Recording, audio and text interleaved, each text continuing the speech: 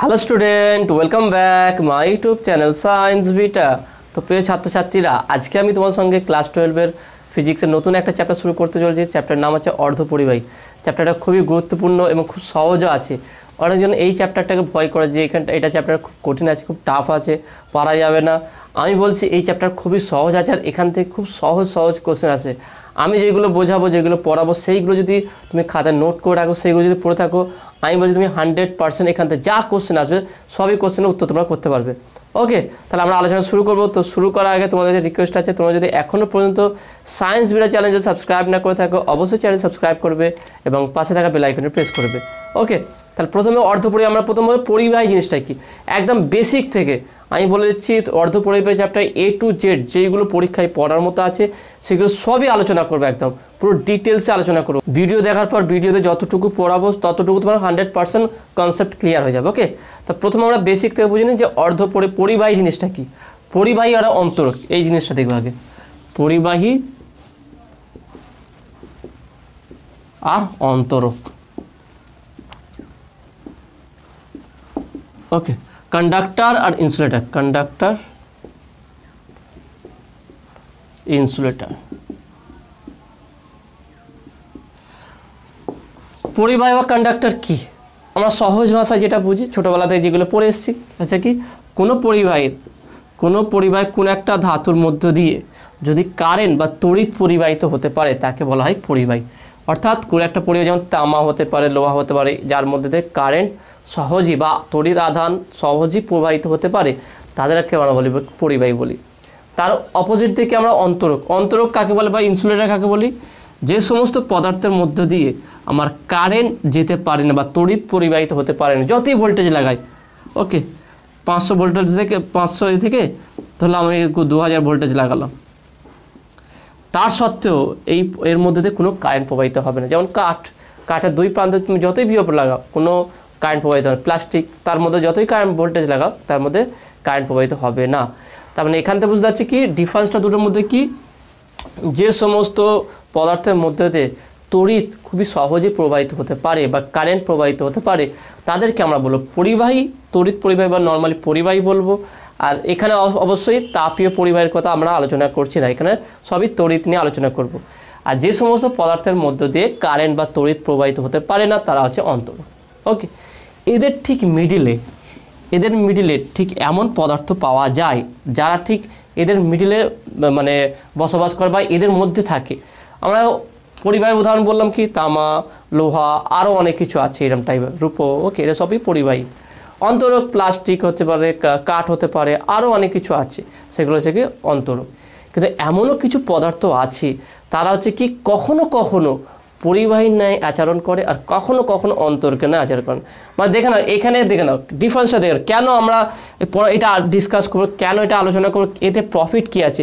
দেখবে যে কোনো জিনিসের, ইলেকট্রনিক জিনিসের যে এত ডেভেলপমেন্ট হচ্ছে কেন, যে প্রফিট কোনটা বেশি, আর বা কম সময়ের মধ্যে যে কিভাবে ভালো জিনিস আমরা তৈরি করতে। আগে ভাবো কত বড় চিপ হতো, মেমোরি কার্ড হতো, সেখানে ছোট্ট করে একদম মাইক্রো চলে এসছে। তার ডিজাইনের উপরে মানে মানুষের নিডের উপরে যে আমরা কতটা কি চাই, সেই চাহিদার উপরে আমরা বিভিন্ন রকম জিনিসের রিসার্চ করে বিভিন্ন জিনিস আবিষ্কার করা হয়।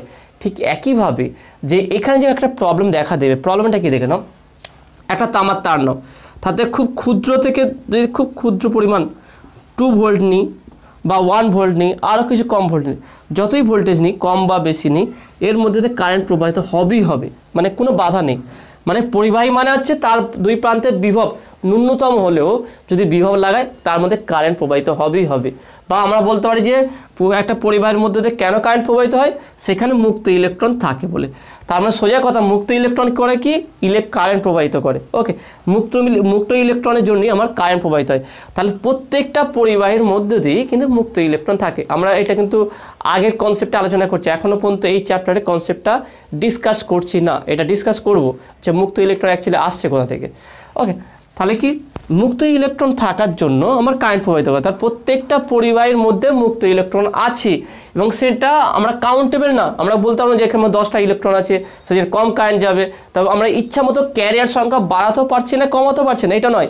যে আমি চাইছি কম কারেন্ট, যদি ভোল্টেজের জন্য আমি কম বেশি করতে পারি, কিন্তু একটা পরিবাহীর মধ্য দিয়ে যে যে দুই প্রান্তে বিভব লাগালি যে কারেন্ট প্রবাহিত হবে, এইটাকে আমরা কিন্তু কন্ট্রোল করতে পারবো না। ঠিক একইভাবে একটা অন্তরকের মধ্যে যে আমি যদি চাই যে কারেন্ট এনিহাও একটু পাঠাবো, কিন্তু সেটাও পারবো না। মানে একটা ক্ষেত্রে যতই ভোল্টেজ লাগাই আমার কারেন্ট প্রবাহিত হবে না, আর একটা ক্ষেত্রে কম হলেও ভোল্টেজ লাগালে কারেন্ট প্রবাহিত হবে, তাকে রুখতে পারবো না। ঠিক এর মাঝে মাঝে এমন একটা পদার্থ আছে যার নাম আমরা বলি, তাকে বলি কি অর্ধ পরিবাহী বা সেমিকন্ডাক্টর। অর্ধ পরিবাহী বা সেমিকন্ডাক্টর। আমি একটু কেটেই লিখছি। ওকে, একটু আমি আলাদা করে ইচ্ছা করে লিখলাম সেমিকন্ডাক্টর। নাম দেখো না, সেমিকন্ডাক্টর, কন্ডাক্টর পরিবাহী, সেমি অর্ধ পরিবাহী। কেন নাম হলো তাহলে মানে এটা পুরোপুরি কন্ডাক্টর না বা পুরোপুরি পরিবাহী নয়। এমনও কিছু ধাতু আছে, এমনও কিছু পদার্থ আছে যারা কখনো কখনো পরিবাহী ন্যায় আচরণ করে, কখনো কখনো আবার অন্তরকের ন্যায় আচরণ করে। একটা মিস্টিরিয়াস মানে ক্যারেক্টার বলা যেতে পারে, না পুরোপুরি এটা না পুরোপুরি এটা, মানে দুটোর মধ্যেই সে মানে বলা না দুটোই, তার মধ্যে দুটো গুণই তার মধ্যে বিরাজমান বা তার মধ্যে অবস্থিত। তাহলে এমনও কিছু পদার্থ আছে যেই পদার্থ কখনো কখনো পরিবাহীর ন্যায় আচরণ করে, কখনো কখনো অন্তরকের ন্যায় আচরণ করে। সেই সমস্ত পদার্থকে বলা হয় কি অর্ধপরিবাহী। ওকে, উদাহরণ হিসাবে যেমন হতে পারে কি সিলিকন, জার্মেনিয়াম। ওকে, সিলিকন, জার্মেনিয়াম এই সম্পর্কে আমরা পুরো একদম ডিটেলসে আলোচনা করব। পুরো চ্যাপ্টারটাই হচ্ছে এর উপরে, কিন্তু পুরো ডিটেলস আলোচনা, প্রত্যেকটা জিনিস প্রত্যেকটা টপিক ধরে ধরে ডিসকাস করবো, যাতে কোনো জিনিস মিস না হয়ে যায়, কোনো কনসেপ্টটা ছেড়ে না যায়। সেই জন্য আমি যেইভাবে বোঝাচ্ছি, যেইভাবে লিখছি, হুবহু খাতায় সেইভাবে বুঝে লিখবে, যাতে করে পুরো তোমার কনসেপ্টটা ক্লিয়ার থাকে। ওকে, তাহলে আমরা কি বুঝলাম, তাহলে যে পরিবাহী জিনিসটা আমরা ছোটোবেলায় শিখেছিলাম, অন্তরক জিনিসটা শিখেছিলাম, এবং তাদের ডিফারেন্সটা কী সেটা আমরা বুঝেছিলাম। তাদের ঠিক মিডিল এমন একটা গুণ বিশিষ্ট পদার্থ থাকে যারা কখনো কখনো পরিবাহী ন্যায় আচরণ করে, আবার কখনো কখনো অন্তরকের ন্যায় আচরণ করে। সেই সমস্ত পদার্থকে বলা হয় কি অর্ধপরিবাহী। এই ডিটেলসে জানার আগে আমরা একটু বেসিক জিনিস জেনে নেবো। একটা নতুন যে কোনো একটা জিনিস সবসময় ভাববে, যখনই কোনো জিনিস নতুন আসে তার ক্যারেক্টার সম্পর্কে জানতে হবে, তার বিহেভিয়ার সম্পর্কে জানতে হবে, তারপরে তাকে আমরা ইউজ করব, তারপরে তাকে আমরা কাজে লাগাবো। যেমন দেখো না, কোনো স্কুলে যেমন কোনো একটা বন্ধু বা কোনো স্টুডেন্ট নতুন আসলে তার সঙ্গে আমরা পরিচয় করি, যে সে যে কোন জিনিসটা খারাপ লাগে, কোন জিনিসটা ভালো লাগে, কোনটায় রেগে যায়, কোনটায় খুশি হয়, সব কিছু যখন আমরা অ্যাডজাস্ট বুঝতে পেরে যাই, তারপর যদি আমার সঙ্গে ম্যাচ করে তাহলে বন্ধুত্ব হয়, নাহলে তার সঙ্গে সম্পর্ক থাকে না। ঠিক একইভাবে আমরা একটা অর্ধপরিবাহী সেমিকন্ডাক্টর সম্পর্কে ডিটেলস আলোচনা করব, তার সম্পর্কে সেটাকে ইউজ করব। তার আগে তার সম্পর্কে বেসিক কিছু জিনিস আমাকে জানতে হবে। সেটা হচ্ছে কি, যেহেতু ইলেকট্রিক জিনিস, তাহলে এর কারেন্ট আর ভোল্টেজ, রেজিস্ট্যান্স এই সম্পর্কে আমরা বুঝবো, আর কিছু না। পরিবাহী দেখুন, আমরা বললাম কি পরিবাহী হচ্ছে কি, এর মধ্যে আমরা পরিবাহীর ক্ষেত্রে সূত্র লাগিয়েছিলাম, সেটা কি ওহমের সূত্র। ওহমের সূত্র অনুযায়ী দেখেছিলাম কি, যে যদি আইভি লেখচিত্র অঙ্কন করে সেটা হচ্ছে মূল বিন্দুকে সরলরেখা হয়েছিল। পরিবাহীর ক্ষেত্রে কী হয়েছিল, যদি উষ্ণতা বৃদ্ধি পায় সেখানে রোধ বৃদ্ধি পায়। ওহম সূত্রটা আমি আলোচনা করেছিলাম। কোনো পরিবাহীর মধ্যে যদি কারেন্ট, যদি তার উষ্ণতা বাড়ানো যায়, তার রোধও ইনক্রিজ করে বা বেড়ে যায়। ওকে, পরিবাহীগুলো কী হয়, সেইগুলো সাধারণত তড়িৎ যদি বন্ধনে আবদ্ধ থাকার চেষ্টা করে। সেই ক্ষেত্রে অর্ধপরিবাহীর ক্যারেক্টার আমরা একটু বুঝে নেব। অর্ধপরিবাহী সিলিকন, জার্মেনিয়াম এরা সমযোজী বন্ধন আবদ্ধ করে, সমযোজী বন্ধনে আবদ্ধ থাকে, সমযোজী বন্ধনে আবদ্ধ থাকে। যেমন আমরা দেখিয়ে দিই কেমন হয়।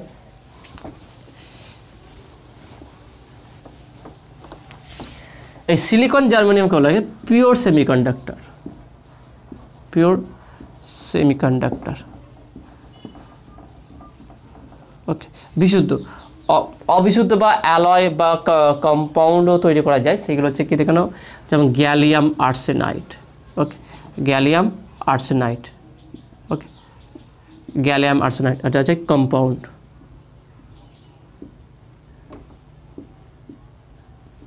Compound semiconductor. ওকে, অ্যালয় হয়, অ্যালয় মানে সেমিকন্ডাক্টর হয়, ইন্ডিয়াম, গ্যালিয়াম আর্সেনাইড। ওকে, এইগুলো মানে এইভাবে বিভিন্ন রকম সেমিকন্ডাক্টর, এটা হচ্ছে কম্পাউন্ড বা যৌগিক, আমার হচ্ছে সেমিক অর্ধপরিবাহী, এটা হচ্ছে কি অ্যালয়। ওকে, অ্যালয় আমার সেমিকন্ডাক্টর এগুলো। এবারে এদের মধ্যে দেখো কী বললাম, প্রত্যেকটা সমযোজী বন্ধন, এরা থেকে সিলিকন বা জার্মেনিয়াম যে পিওর সেমিকন্ডাক্টর বা সমস্ত অর্ধপরিবাহীগুলি কী হয়, তারা সমযোজী বন্ধনে আবদ্ধ থাকে। আর একটা কী জেনে নাও, এদের বাইরের কক্ষপথে যোজ্যতা হচ্ছে কি, বা বাইরের কক্ষপথে ইলেকট্রন থাকে, সেটা 4টি ইলেকট্রন থাকে। এদের বাইরের কক্ষপথে 4টি ইলেকট্রন থাকে, ওকে। তার মানে কার্বনের মতো, কার্বন যে 4টে ইলেকট্রন থাকে, ঠিক মানে সিলিকন জার্মেনিয়াম এদেরও বাইরের কক্ষে 4টি করে ইলেকট্রন থাকে। তা সেই জন্য এরা সমযোজী বন্ধনে আবদ্ধ থাকবে। আর কি এদের মধ্যে দেখে নাও, এরা আধুনিক পর্যায় সারণীর 4র্থ শ্রেণীতে, অর্থাৎ কার্বন যেই শ্রেণী থাকে সেই শ্রেণীতে অবস্থান করে, অর্থাৎ 4র্থ। এরা পর্যায় সারণীর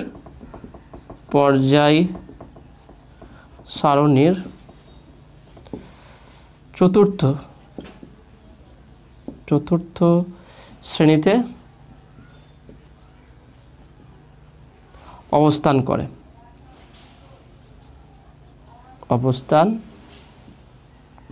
ওকে, তার 4র্থ শ্রেণীতে অবস্থান করে। তাহলে আমরা কি কি জানলাম দেখে নাও।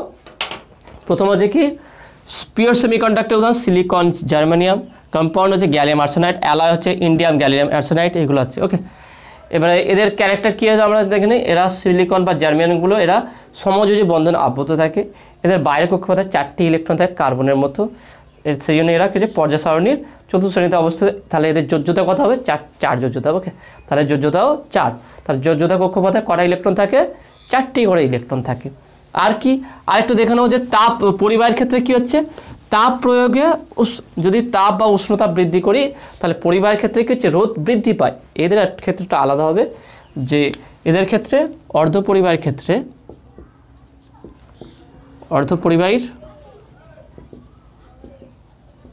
অর্ধপরিবাহীর উষ্ণতা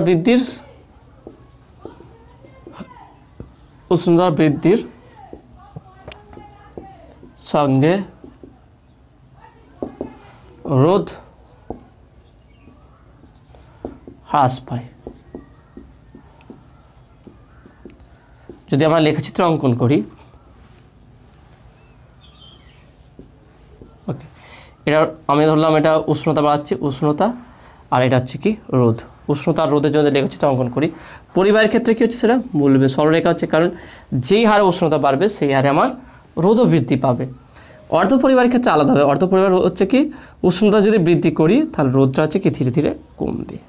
তাহলে এইটা হচ্ছে কি অর্ধপরিবাহী,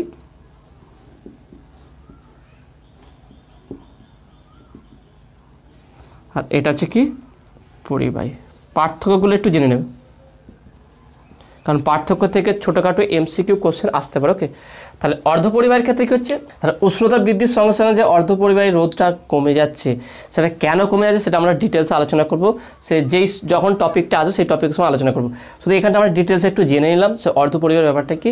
তাহলে অর্ধপরিবাহী নর্মাল, তাহলে পুরোপুরি পিওর যে পরিবাহী আছে বা কন্ডাক্টর তাদের মতো নয়, এদের ক্যারেক্টারের কিছু ডিফারেন্স আছে। সেটা কি দেখলাম, যে সমযোজী বন্ধনে আবদ্ধ থাকে, তার মানে হচ্ছে কি এদের বাইরের কক্ষে 4টি ইলেকট্রন থাকে কার্বনের মতো, আর পর্যায় সারণীর 4র্থ শ্রেণীতে থাকে, আর কি উষ্ণতা বৃদ্ধির সঙ্গে সঙ্গে এদের রোধও বৃদ্ধি পেয়ে যায়। আর একটা ডিফারেন্স আছে, সেটা হচ্ছে কি যে পরিবাহের ক্ষেত্রে ক্যারিয়ার বা বাহক কি, যে যার কারণে কারেন্ট প্রবাহিত হয়, এইটা একটু ভালো করে বুঝে নাও। এই কনসেপ্টটা খুব গুরুত্বপূর্ণ, একদম যে এবারে আলোচনা করব সেই কনসেপ্টটা খুবই গুরুত্বপূর্ণ। তাহলে পরিবাহী এবং অর্ধপরিবাহের মধ্যে বাহক মানে কে বাহক আছে সেটা আমরা আলোচনা করব। ওকে, আর একটা জিনিস জেনে নাও, সেটা হচ্ছে কি পরিবাহের ক্ষেত্রে যেমন আমরা হিউজ পরিমাণ অনেক বেশি কারেন্ট পাই, অর্ধপরিবাহের ক্ষেত্রে কিন্তু আমরা বেশি কারেন্ট পাই না। অর্ধপরিবাহের ক্ষেত্রে কারেন্টটার মান খুবই কম, মাইক্রো অ্যাম্পিয়ার বা মিলি অ্যাম্পিয়ার অর্ডারে, মানে খুবই নগণ্য পরিমাণ কারেন্টটা পাওয়া যাবে। তাহলে আমরা একটু সমযোজী বন্ধনটা দেখি, সেমিকন্ডাক্টর সমযোজী বন্ধন যেটা বললাম, কারণ সিলিকন ধরলাম। ওকে, সিলিকন হোক বা জার্মেনিয়াম হোক, এদের বাইরের কক্ষে কটা ইলেকট্রন থাকে, 4টি। তাহলে 1 2 3 4 কার্বনের মতো। তাহলে এই যে সিলিকন আছে এর পাশে যে সিলিকনটা, তারও একটা ইলেকট্রন সঙ্গে এটা বন্ড করবে। এখানেও সিলিকন ধরলাম আছে, বন্ড করবে। এখানেও সিলিকন আছে, তার সঙ্গেও বন্ড করবে। এখানেও সিলিকন আছে, তার সঙ্গে এটা বন্ড করবে। এইভাবে প্রত্যেকটা এরকম, আর এরও আরও ইলেকট্রনগুলো আছে, সেই হিসাবে পুরো পিওর একটা সিলিকন ওয়েফার তৈরি করবে। এটা পরস্পর কি সমযোজী বন্ধনে আবদ্ধ থাকে। ওকে, এই হিসাবে তাহলে আমরা এটা বুঝতে পারলাম যে সিলিকন আছে সমযোজী বন্ধনে আবদ্ধ থাকে। আর এখান থেকে যে কারেন্টটা পাবো সেটা খুবই কম পরিমাণ কারেন্টটা পাবো। তাহলে এখানে যে সংখ্যা বাহকগুলো দেখবো আমরা, তাহলে অর্ধপরিবাহীর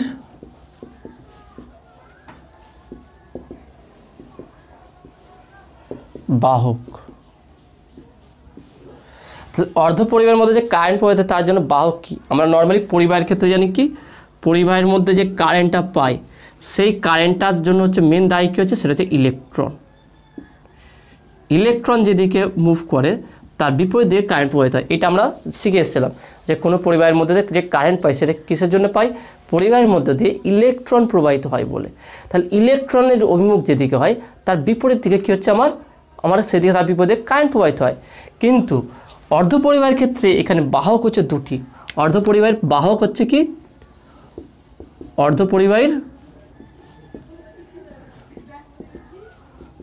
পরিবাহীর বাহক হলো দুটি। ওকে, একটি হচ্ছে কি ইলেকট্রন,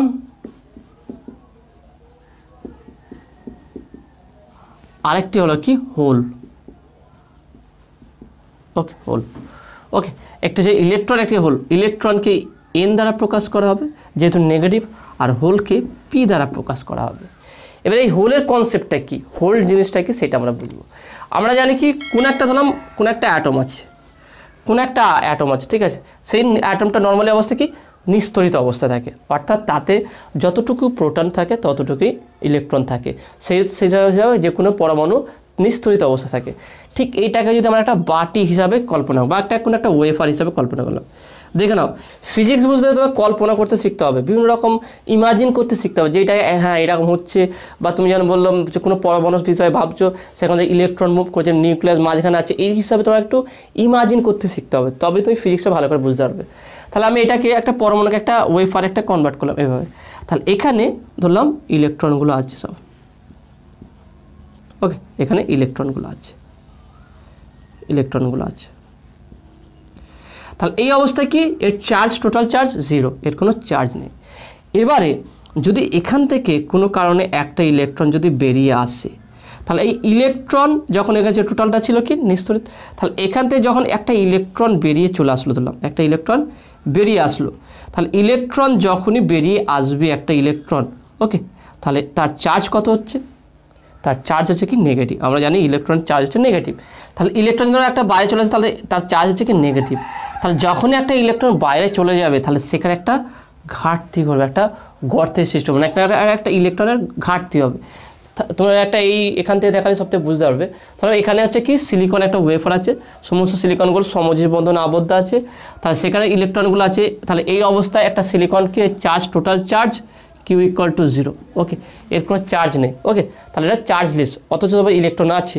তাহলে এখান থেকে এই সমযোজী বন্ধন থেকে যদি কোনো কারণে কোনো একটা বাহ্যিক কোনো এনার্জি দিয়ে বা শক্তি দিয়ে যদি কোনো একটা ইলেকট্রনকে এখান থেকে বাইরে বের করে দিই, তাহলে এখানে কী হবে, ইলেকট্রন একটা ঘাটতি সৃষ্টি হবে, একটা আমি বলতে পারি একটা গর্তের সৃষ্টি হবে। কারণ একটা ধরলাম একটা পেয়ালা বা একটা বাটি ছিল, ধরলাম একটা বাটি ছিল, সেখানে একটা ইলেকট্রন সেখানে অবস্থান করছিল। তা যখনই এই ইলেকট্রনকে, ধরুন একটা বাটি আছে, ঠিক আছে, সেই বাটিতে তুমি একটু কোনো একটা পাথর খণ্ডে ঢুকে রেখে দিয়েছো, তাহলে সেটা হচ্ছে কি, তাহলে এটা পুরো ফিল আপ অবস্থা আছে, ফাঁকা নেই। তা সেই ফিল আপ অবস্থায় একটা ইমাজিন করতে শেখো ভালো করে, একটা ধরুন কৌটো টাইপের বাটি টাইপের কিছু একটা আছে, তাতে তুমি একটা পাথরের টুকরো রেখে দিয়েছো, রেখে দেওয়ার পরে সেটা পুরো ফিল আপ অবস্থায় আছে। তাহলে এই অবস্থায় হচ্ছে এটা কি নিস্তরিত, তাহলে এর কোনো চার্জ নেই। ওকে, যখনই ওই বাটি থেকে ওই পাথরটাকে বের করে নেবে, তাহলে বাটিটা হচ্ছে আমার কি, মানে সেই পাথরটা হচ্ছে কি আমার ইলেকট্রন। তাহলে এই বাটি থেকে যখনই ইলেকট্রনটা আমি পাথরটাকে আলাদা করে দেবো, তাহলে এই বাটিটা তখন কী হয়ে যাবে, খালি হয়ে যাবে। এটা খালি হয়ে যাবে। তাহলে এই পাথরটাকে যদি আমি ইলেকট্রন বলে থাকি তাহলে এর চার্জ কী হবে, চার্জ হবে কি নেগেটিভ। তাহলে এর চার্জ যদি নেগেটিভ হয় তাহলে এই খালি যে বাটিটা রয়েছে তার চার্জ কী হবে, দেখে নাও প্রথম অবস্থায় চার্জ শূন্য ছিল, ভালো করে দেখে নাও বাটির মধ্যে, এই বাটির মধ্যে যখন আমার পাথরটা ছিল, ভালো করে বোঝার চেষ্টা, এই কনসেপ্টটা খুবই গুরুত্বপূর্ণ আছে। একটা বললাম একটা এরকম কৌটো টাইপের একটা বাটির মধ্যে ছিল, তার ভিতরে একটা কী ছিল, পাথর ছিল। এই পাথরটা হচ্ছে ইলেকট্রন আর এই বাটিটা হচ্ছে ধরলাম একটা এর ইলেকট্রনের স্টোরেজ, ইলেকট্রনকে রাখার জায়গা ধরলাম। তাহলে এই অবস্থা যখন এই ইলেকট্রনটা এই বাটির ভিতরে ছিল তখন টোটাল চার্জটা কত ছিল, 0 ছিল, শূন্য ছিল। ওকে, যেমন সমযোজী বন্ধন অবস্থা সব এর ক্ষেত্রে টোটাল চার্জ 0 আছে। যখনই এই পাথরটাকে এখানে বের করে নিচ্ছি তখন এই বাটিটা খালি হয়ে গেল আর এই পাথরটা আলাদা হয়ে গেল। এই পাথরটাকে যদি আমি ইলেকট্রন বলে থাকি তাহলে এই পাথরের চার্জ কত হবে, নেগেটিভ। তাহলে এই বাটিটার চার্জ কত, 0 হতে গেলে পজিটিভ হতে হবে, তবে তো পজিটিভ নেগেটিভ মিলে আবার 0 হয়ে যাবে। তাহলে এটা কি হবে, পজিটিভ চার্জ। তাহলে এই খালি বাটিটাকেই বলা হচ্ছে কি, হোল। ওকে, একে বলা হয় কি, হোল।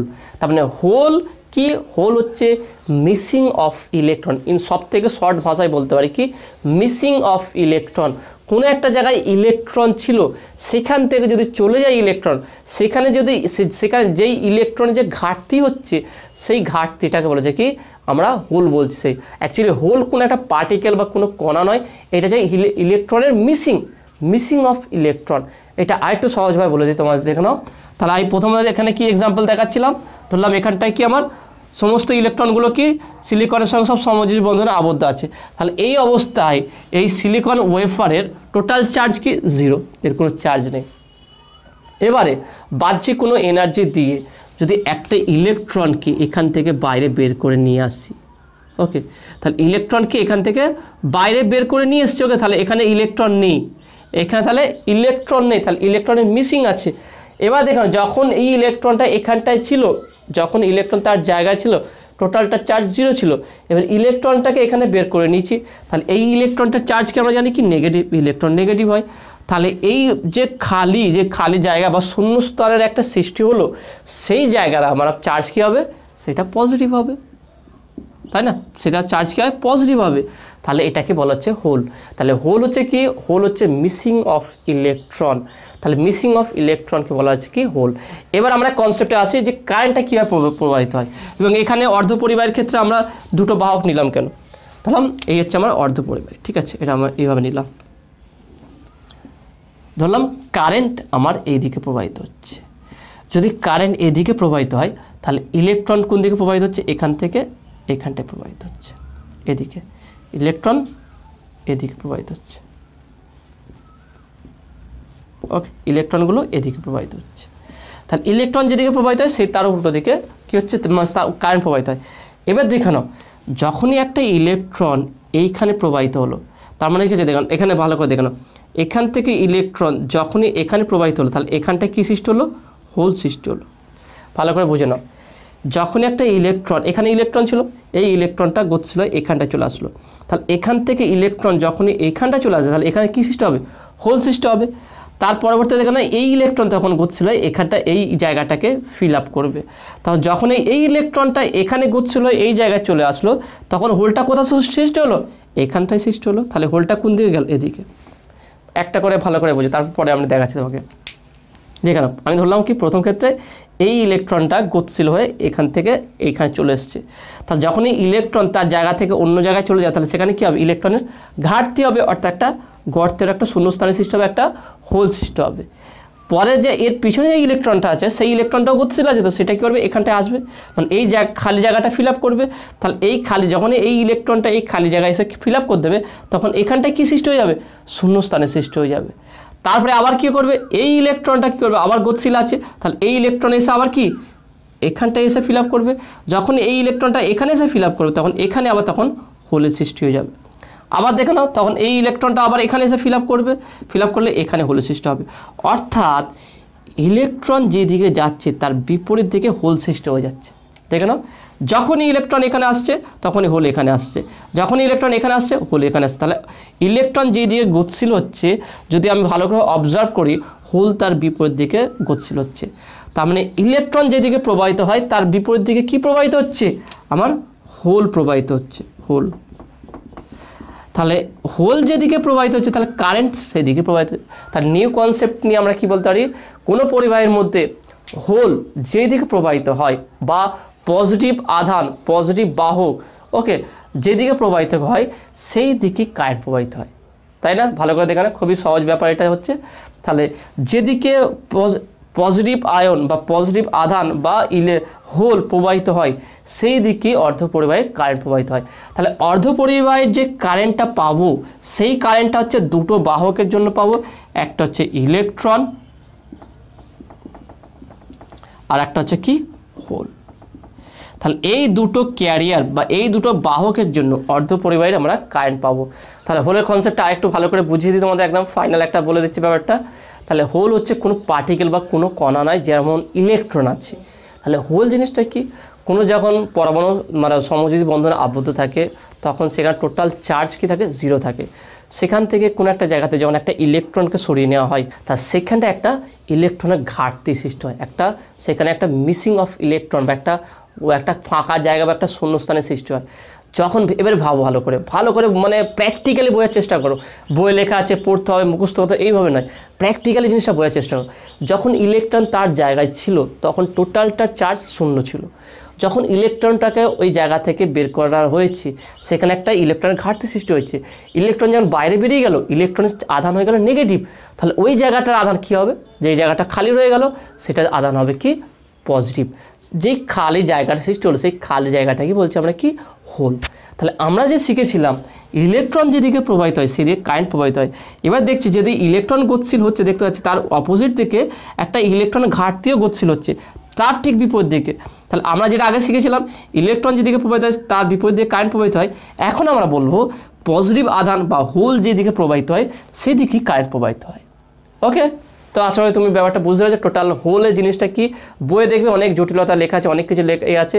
যদি ভিডিও থেকে তুমি এই ব্যাপারটা হোলের কনসেপ্টটা বুঝতে পেরে যাও তাহলে যেটা তোমার যেই কথাটা আমার গুরুত্বপূর্ণ লাগবে সেটা খাতা লিখে নেবে, সেইটাই এটা হোলের বিষয়ে বেসিক কনসেপ্ট আর একটু জানতে গিয়ে বইয়ের দরকার নেই। বইয়ে অনেক কিছু লেখা আছে, হয়তো বই পড়ে তুমি আরও জিনিসটা বুঝতে পারবে না, এখানটায় বিশেষ করে তোমাদের বইয়ে এতটা লেখা আছে, দরকার নেই। যেটা বললাম সেইটা ভালো করে বোঝার চেষ্টা করো, সেইটাকে বুঝে তারপর তুমি দেখবে খুব সহজেই এই হোলের কনসেপ্টটা বুঝতে পারছো যে হোল জিনিসটা কি। ওকে, নেক্সট এবারে আমরা কঠিন পদার্থের শক্তিপটি নিয়ে আলোচনা করব। এখানেও একটা খুব গুরুত্বপূর্ণ কনসেপ্ট সেটা হচ্ছে পোটেনশিয়াল ওয়েল কি বা কোনটাকে আমরা যোজ্যতা পটি বলি। আমরা দেখবে কেমিস্ট্রিতে এগুলো তোমার পড়ছিলে যে একটা পরমাণু দুটো পটি থাকে, একটা হচ্ছে যোজ্যতা পটি, একটা হচ্ছে পরিবাহী পটি। যেই সমস্ত ইলেকট্রনগুলো পরিবাহী পটির মধ্যে থাকে তাদের জন্য কারেন্ট প্রবাহিত হয়, আর যে সমস্ত ইলেকট্রন পরিবাহী পটি থাকে তার জন্য কারেন্ট পায় না। ওকে, তাহলে মুক্ত ইলেকট্রন বলতে পরিবাহী পটির মধ্যে যে ইলেকট্রন থাকে, এবং এই পরিবাহী পটি আমরা কাকে বলবো বা এই যোজ্যতা পটি কাকে বলবো, যেখান থেকে ইলেকট্রন কী করে জাম্প করে পরিবাহী পটির মধ্যে যায়। তাহলে প্রথম আমরা যোজ্যতা পটি দেখব, দেখে নাও। তাহলে কঠিন পদার্থের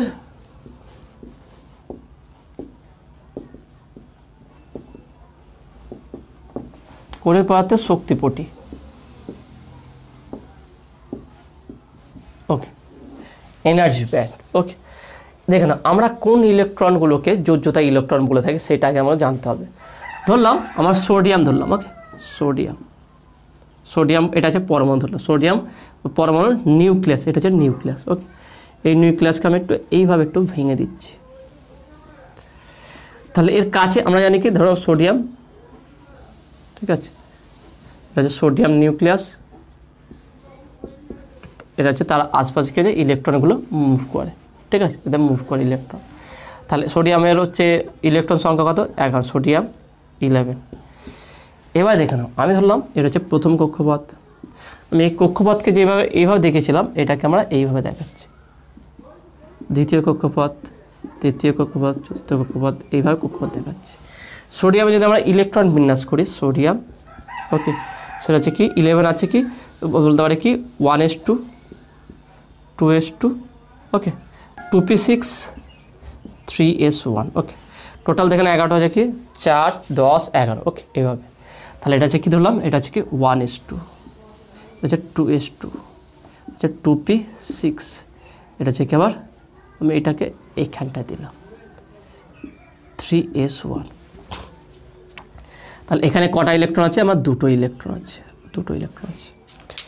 এখানে দুটো ইলেকট্রন আছে, এখানটায়ও আমার দুটো ইলেকট্রন আছে, এখানটায় 6টা ইলেকট্রন আছে, 4 5 6, এখানে একটা ইলেকট্রন আছে। ওকে, তাহলে এইভাবে ধরলাম। এবার দেখে নাও, এখান থেকে যদি কোনো কারণে যদি ইলেকট্রনকে বাইরে বের করতে হয়, তাহলে কোন ইলেকট্রন সহজেই বাইরে চলে যেতে পারে? মানে যখনই কোনো বন্ডিং বা রাসায়নিক বন্ধন একটা হবে, হওয়ার পর সোডিয়াম, এটা হলো সোডিয়াম লিখলাম, এটা তো সোডিয়াম। তাহলে এর সঙ্গে যখনই রাসায়নিক বন্ধনে আবদ্ধ হবে, তাহলে এখানে কোন ইলেকট্রনগুলি অংশগ্রহণ করবে? সেটা হচ্ছে কি, যে ইলেকট্রন সবথেকে শেষ কক্ষপথে অবস্থিত আছে সেই ইলেকট্রনগুলো আমার বিভিন্ন রাসায়নিক বিক্রিয়ায় অংশগ্রহণ করবে। তাহলে যদি আমি কোনো বাহ্যিক কোনো বল প্রয়োগ করে সোডিয়াম থেকে একটা ইলেকট্রন বা ইলেকট্রন বের করতে চাই, তাহলে কোন ইলেকট্রন বেরোবে? সেটা খুব সহজে যে 3s1 অর্থাৎ বাইরে কক্ষপথে যে ইলেকট্রন আছে সেই ইলেকট্রনগুলো খুব সহজেই বেরিয়ে যাবে। এবার দেখে নাও, যদি এই ইলেকট্রনগুলো তার তুলনায় বেরোবে না, মানে যে নিউক্লিয়াসে, এই যে নিউক্লিয়াস আছে না, এখানে যে আমরা বলি এটা পজিটিভ চার্জ আছে নিউক্লিয়াস, এই নিউক্লিয়াসের উপর দেখেন, এই নিউক্লিয়াসের কী হচ্ছে, সবথেকে যে কোন ইলেকট্রনকে বেশি বলে বেশি শক্তি নিয়ে আটকে রাখবে, সেটা হচ্ছে কি এর কাছাকাছি 1s2কে, তারপরে 2s2, তারপরে 2p6, তারপরে 3s1। সবথেকে নিউক্লিয়াসের বল কার উপরে কম আছে? সেটা হচ্ছে 3s1-এর। আর সবথেকে বেশি কার উপরে আছে? 1s2। তার মানে এই নিউক্লিয়াসের কাছাকাছি প্রথম কক্ষপথে যে ইলেকট্রনগুলো আছে তার উপরে, তার সেই ইলেকট্রনের উপরে নিউক্লিয়াসের যতটা আকর্ষণ বল হবে তার তুলনায় অনেক কম হচ্ছে কি 1s1-এ বা 3s1-এ হবে, এটা কারণ এটা অনেক দূরে অবস্থিত। ঠিক একইভাবে যদি আমরা এরকম নিউক্লিয়াসগুলো নিই, ওকে, একইভাবে নিলাম,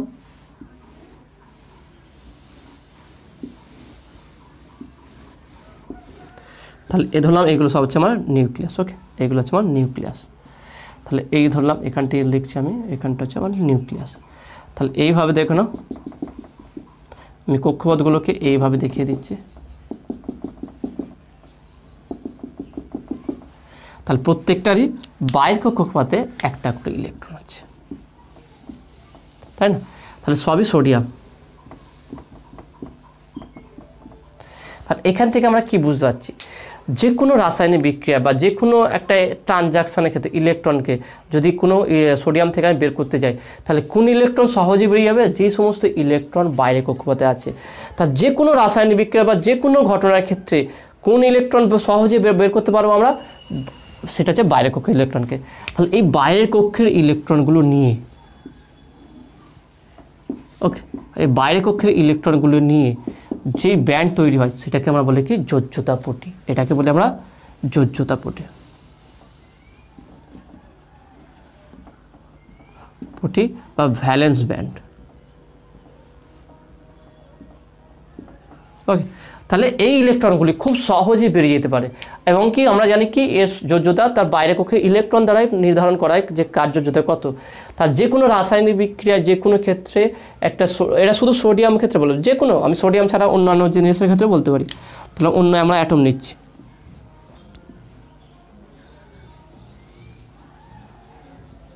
ঠিক আছে? তাহলে এর বাইরে কক্ষে, এটা হচ্ছে বাইরে কক্ষ।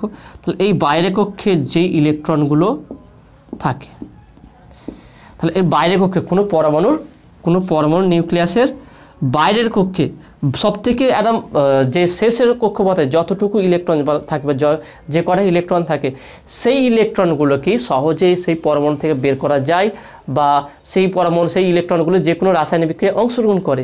সেই জন্য সেই ইলেকট্রনগুলোকে নিয়ে যে পটি তৈরি হয় সেই ইলেকট্রনগুলো কি বলা হয় কি ওই পরমাণুর যোজ্যতা পটি, কারণ ওই ইলেকট্রনগুলোকে কিন্তু যোজ্যতা ইলেকট্রন বলা হয়। কোনো পরমাণুর যোজ্যতা কত সেটা তার বাইরের কক্ষপথে ইলেকট্রনকে বলা, মানে কতটা ইলেকট্রন গ্রহণ করতে পারে আর কতটা ইলেকট্রন বর্জন করতে পারে সেটা কি তার যোজ্যতা বলা হয়। তাহলে এখানে দেখতে পাচ্ছি আমরা কোনো পরমাণু, দেখুন কোনো পরমাণুর যে সমস্ত ইলেকট্রনগুলো এক্সটার্নাল অ্যাফেয়ার্স, বাইরে যে কোনো প্রক্রিয়া সেই সমস্ত ব্যাপারে যে অংশগ্রহণ করে, বলে না ফ্যামিলির মধ্যে একজন গার্জেন থাকে সেই সমস্ত ব্যাপারটা মেনটেন করে, ঠিক এক্ষেত্রে দেখা যাচ্ছে যে এইগুলোর কোনো যে নিউক্লিয়াসের সবথেকে কাছে অবস্থা যেগুলো আছে সেই যে সমস্ত ইলেকট্রন আছে তারা কোনোভাবে কোনো বাহ্যিক কোনো প্রক্রিয়া বা কোনো মানে সিস্টেমের ক্ষেত্রে তারা কোনো অংশগ্রহণ করবে না, তার কোনো পরিবর্তন হবে না।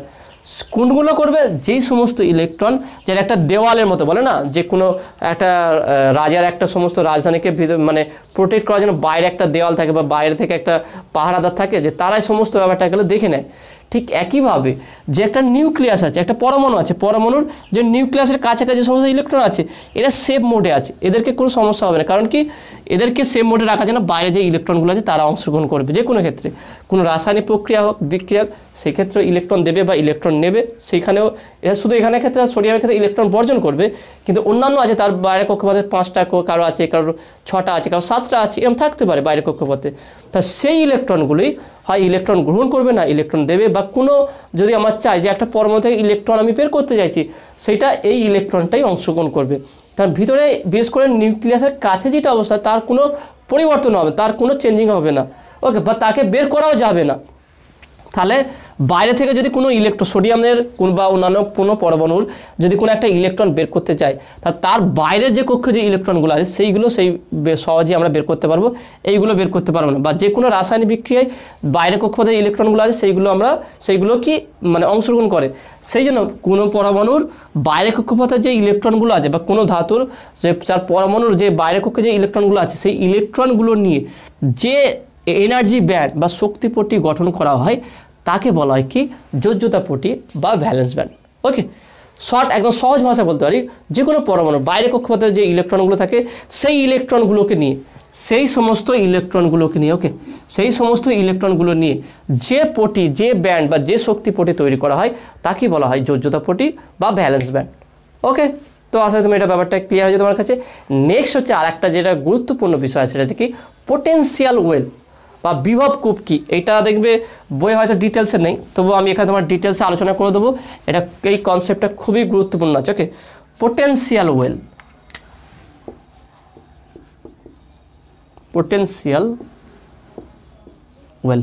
ওকে, বা বিভব কূপ ওকে। তাহলে বিভব কূপ কি? এবারে তোমাকে একটু ইমাজিন করতে হবে। সেটা কি?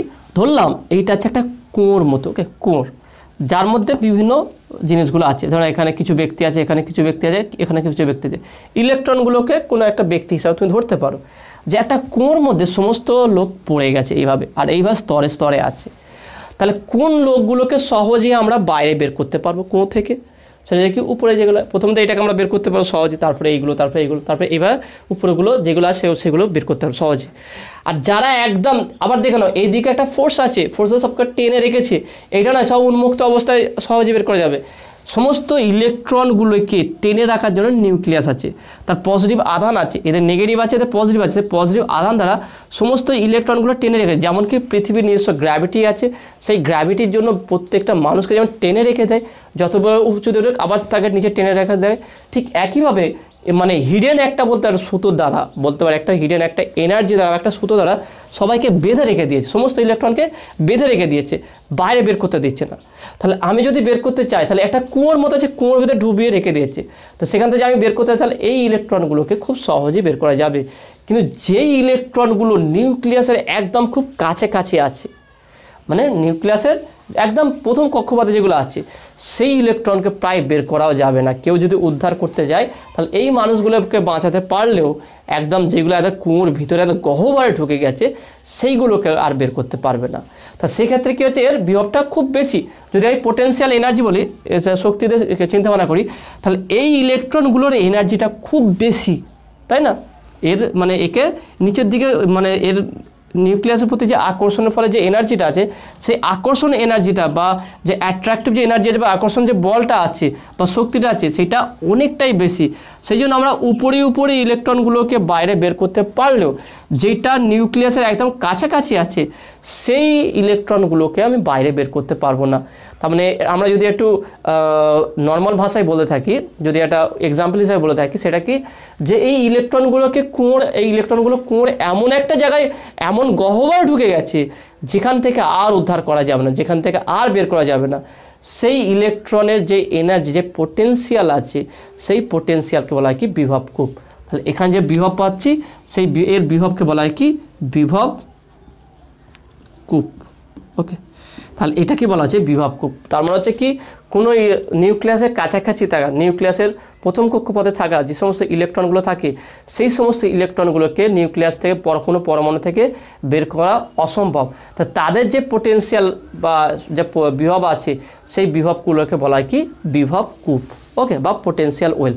ওকে, তো আসলে তুমি এটা বুঝতে পেরেছো। তো নেক্সট ভিডিওতে আমি তোমাদের সঙ্গে আলোচনা করব পরিবাহী, অর্ধপরিবাহী এবং অন্তরক, এদের যে ডিফারেন্স আছে, ব্যান্ড স্ট্রাকচার, এই শক্তিপট্টির সাহায্যে কীভাবে পার্থক্য করা যায়, কেন এর ক্ষেত্রে, কেন পরিবাহের ক্ষেত্রে মুক্ত ইলেকট্রন থাকে, কেন অর্ধপরিবাহের ক্ষেত্রে মুক্ত ইলেকট্রন সবসময় পাই না, ওখানেও পাই, কখনো পাই কখনো পাই না, এখানে ক্যারিয়ার বা বাহকগুলোকে আমরা কন্ট্রোল করতে পারি। আর অর্ধপরিবাহের ক্ষেত্রে বা মানে অন্তরকের ক্ষেত্রে কেন পরিবাহের মধ্যে মুক্ত ইলেকট্রন থাকে না, ইলেকট্রন সবার মধ্যে থাকে। ভালো করে বুঝে না ব্যাপারটা, যে পরিবাহী হোক, অর্ধপরিবাহী হোক, অন্তরক হোক, সব পরমাণু তো আছে, সবার মধ্যে ইলেকট্রন আছে। তার সত্ত্বেও পরিবাহের ক্ষেত্রে আমরা কারেন্ট পাচ্ছি, অন্তরকের ক্ষেত্রে কেন পাচ্ছি না, সেটা ব্যান্ড স্ট্রাকচারের সাহায্যে আমি সহজ করে তোমাদের বুঝিয়ে দেবো নেক্সট ভিডিওয়। আজকের ভিডিও যেগুলো বোঝালাম, বেসিক কনসেপ্ট যেগুলো বোঝালাম, কেমন লেগেছে সেটা তোমরা অবশ্যই কমেন্টে জানাবে। ভিডিওতে অবশ্যই তোমরা লাইক দেবে, আর যদি কোনো ডাউট থাকে সেটা তোমরা কোশ্চেন করতে পারো। আর যদি এখনও পর্যন্ত সায়েন্স বিটার চ্যানেল যদি সাবস্ক্রাইব না করে থাকো, অবশ্যই চ্যানেলটি সাবস্ক্রাইব করবে এবং পাশে থাকা বেল আইকনটি প্রেস করবে। তো দেখা হবে নেক্সট ভিডিওয়। Have a nice day.